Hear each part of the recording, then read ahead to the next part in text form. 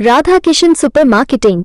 बचपन से लेकर 55 तक हर उम्र के रेडीमेड कपड़े, साड़ियों का संपूर्ण कलेक्शन एवं विशाल range. Girls wear, men's wear, kids wear, ladies wear सभी एक ही स्थान पर। बेहतरीन क्वालिटी, वाजिब दाम। राधा किशन सुपर मार्केटिंग की पहचान। राधा किशन सुपर मार्केटिंग, बूंदाबहू मंदिर कॉम्प्लेक्स, घंटाघर के पास, दमोह। खत्री डेंटल केयर, दांतों का अस्पताल, डॉक्टर अरुण खत्री, डॉक्टर नीलिमा बर्डे खत्री। समय सुबह 9 बजे से रात्रि 8 बजे तक।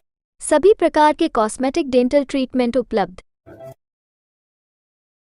हमारा पता Khatri dental care, union bank of India के बाजू से, राय चौराहा, शुभम शॉपिंग शोरूम। शादी विवाह के शगुन का पूरा सामान अब मिलेगा एक ही स्थान पर। सोफा, पलंग, ड्रेसिंग, अलमारी, कूलर, टीवी, कंबल, तकिया, बेडशीट, सूटकेस, गद्दे, गीजर, वॉशिंग मशीन और भी बहुत कुछ। फाइनेंस सुविधा उपलब्ध। गुलाब बाबा मंदिर के पास, हटा नाका, दमोह। तिब्बती धर्मगुरु पूज्य दलाई लामा जी को मिले नोबेल पुरस्कार की वर्षगांठ के अवसर पर दमोह में भी एक कार्यक्रम का आयोजन किया गया। दमोह में तिब्बती शरणार्थी समाज ने दलाई लामा जी के प्रति श्रद्धा और आदर व्यक्त करने के लिए इस कार्यक्रम का आयोजन किया। भारत तिब्बत मैत्री की भावना से सद्भाव परिवार के श्री संतोष भारती के संयोजन में प्रतिवर्ष 10 दिसंबर को यह आयोजन किया जाता है, जिसमें शहर के गणमान्य नागरिक मौजूद रहते हैं। समाजवादी नेता संतोष भारती ने चीन द्वारा तिब्बत पर कब्जा करने और तिब्बती निवासियों को वर्ष 1959 में तत्कालीन प्रधानमंत्री पंडित जवाहरलाल नेहरू द्वारा भारत में शरण देने के इतिहास को रेखांकित किया और दलाई लामा जी के शांति संघर्ष की प्रशंसा की। वरिष्ठ साहित्यकार श्याम सुंदर शुक्ल ने तिब्बत भूमि की पावनता और पूज्य दलाई लामा जी के अहिंसक संघर्ष पर अपने विचार व्यक्त किए।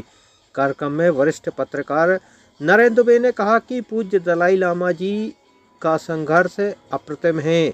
दुनिया में नेल्सन मंडेला और दलाई लामा जी एक उदाहरण हैं, जो महात्मा गांधी के सत्य, अहिंसा और शांति के रास्ते से अपने देश की स्वाधीनता के लिए लंबा संघर्ष किया है। दलाई लामा जी भी एक दिन अपना देश स्वतंत्र कराने में सफल होंगे। समारोह में मुकुट मुरारी व्यास, डॉक्टर सुदेश जैन, अरविंद इटोरिया, श्रीमती आभा भारती, डॉक्टर प्रेमलता नीलम सहित बड़ी संख्या में शहर के गणमान्य नागरिकों की मौजूदगी रही।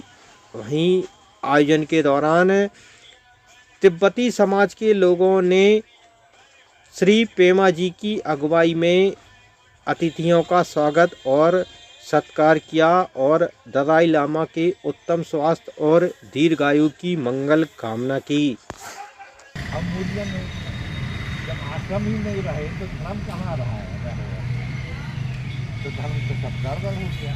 तो फिर हमारे स्मृतिकारों ने कहा नहीं, उस दृष्टि से अगर धर्म को हम वो करते तो दूसरी दृष्टि से पिता का धर्म, पुत्र का धर्म, पति का धर्म, पत्नी का धर्म, भाई का धर्म, समाज का धर्म, देश प्रदेश का धर्म, राष्ट्र का धर्म, राजा का धर्म, प्रजा का धर्म। अब इस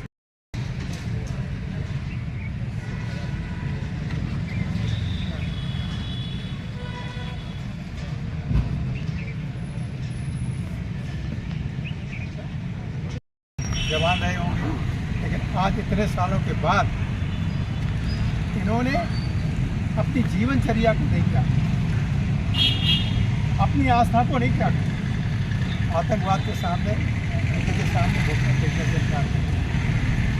ऐसे लोगों के प्रति मानवीय दृष्टिकोण रखते हुए, सद्भावना के भाव रखते हुए जो आप जैसे लोगों को देखता, मैं ये कहता हूँ, मैं तो बहुत गर्व अनुभव करता हूँ अपनी दमोह की धरती पे भी। आप जैसे जिंदा लोग हैं, उनके मन में इतनी सब भावना है कि जो बाहर से, हम तो इन्हें शरणार्थी नहीं करते। हम तो पूरे यही मानते हैं कि हमारे यहाँ के भारत के व्यापी हैं, कि बस से हमारा जो रिश्ता है दलाई लामा साहब के परम पावन पूज्य दलाई लामा जी को नोबेल प्राइज़ मिली था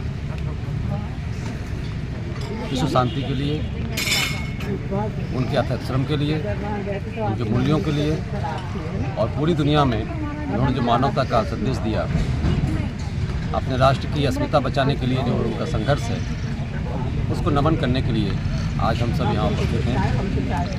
पूज्य दलाई लामा जी 88 वर्ष की वय में पूरी सक्रियता के साथ पूरी दुनिया का मार्गदर्शन कर रहे हैं।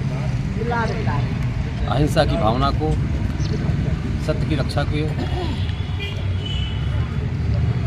पूरे संसार में इस संदेश को दे रहे हैं और आज उनको जो पूरी दुनिया ने सम्मानित किया नोबेल पुरस्कार के रूप में, तो उनको आज उसी दिन की स्मृति के रूप में आज हम यहाँ उपस्थित हैं और ये कामना करते हैं कि पूज्य दलाई लामा जी दीर्घायु हों, शतायु हों और लंबे समय तक इस दुनिया का मार्गदर्शन करते रहें। जय हिंद।